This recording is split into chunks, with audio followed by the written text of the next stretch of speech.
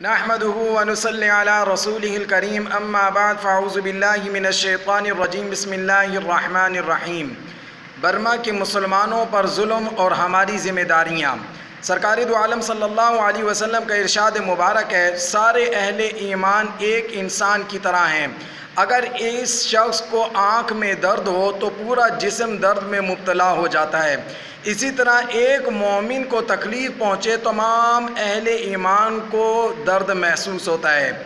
اب آپ دیکھیں برما کے مسلمانوں پر جو ظلم اور زیادتی ہو رہی ہے، اس کی وجہ سے پوری امت مسلمہ میں تمام مسلمان بھائیوں کو تکلیف اور درد محسوس ہو رہا ہے۔ اللہ رب العزت ہمارے برما کے مسلمان بھائیوں کی مدد فرمائے۔ اب ہم لوگوں کی کیا ذمہ داریاں ہیں، تمام اہل اسلام کی کیا ذمہ داری بنتی ہے، تو ہم سب اہل اسلام بھائیوں کو، مومن بھائیوں کو ان باتوں پر عمل کرنا چاہیے۔ نمبر 1، ہم سب تمام مسلمان بھائی نماز کا اہتمام کریں۔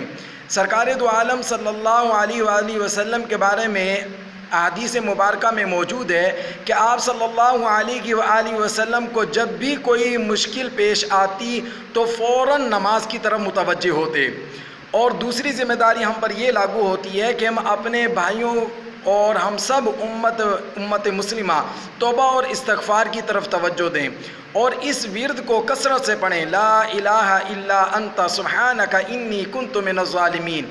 اور تیسری ذمہ داری یہ ہے کہ ہم صدقہ کریں، اپنے برما کے مسلمان بھائیوں کے لیے بھی صدقہ کریں، کیونکہ سرکار دو عالم صلی اللہ علیہ وآلہ وسلم کا ارشاد مبارک ہے، صدقہ بلاؤں کو دور کرتا ہے۔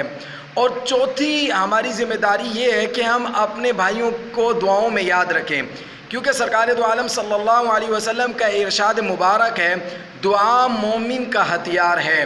ان چیزوں کی ہمیں ضرورت ہے کہ ہم ان چیزوں کی پابندی کریں اور اپنے مسلمان بھائیوں کی مدد کریں اور ان چیزوں کا اہتمام کریں، تاکہ ہمارے مسلمان بھائیوں کے لیے اللہ رب العزت کی طرف سے کوئی سبیل پیدا ہو جائے۔ اللہ رب العزت ہمارے مسلمان بھائیوں کے لیے غائبانہ مدد فرمائے۔ وآخر دعوانا ان الحمد للہ رب العالمین۔